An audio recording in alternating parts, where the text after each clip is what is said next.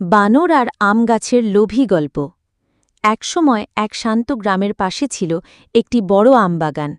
গ্রীষ্মকালে গাছগুলো পাকা আমে ভরে যেত। গ্রামের মানুষ সেই আম খেয়ে আনন্দ পেত, কিন্তু বাগানের সবচেয়ে বড় গাছে একটা দুষ্ট বানর বসবাস করত।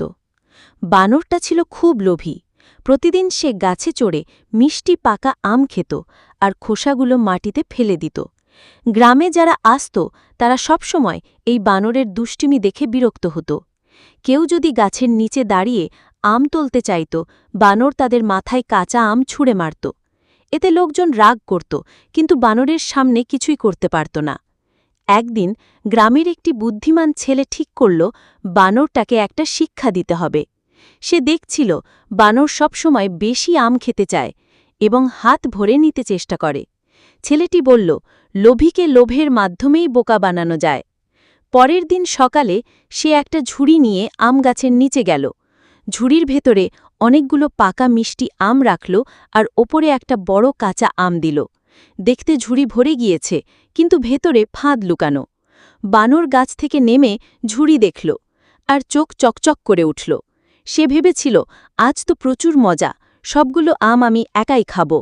বানর লাফ দিয়ে ঝুড়ির কাছে গেল এবং হাত ঢুকিয়ে অনেকগুলো আম একসাথে ধরতে গেল। কিন্তু সমস্যা হল, হাত ভরে অনেক আম ধরে ফেলায় তার হাত ঝুড়ির মুখ দিয়ে আর বেরোচ্ছিল না।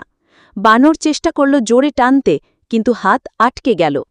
এবার বানর চিৎকার করতে লাগল, লাফালাফি করতে লাগল, তবুও সে আমগুলো ছাড়ল না। এদিকে গ্রামের লোকজন ছেলেটির পরিকল্পনা দেখে হেসে উঠল। তারা সবাই জড়ো হল।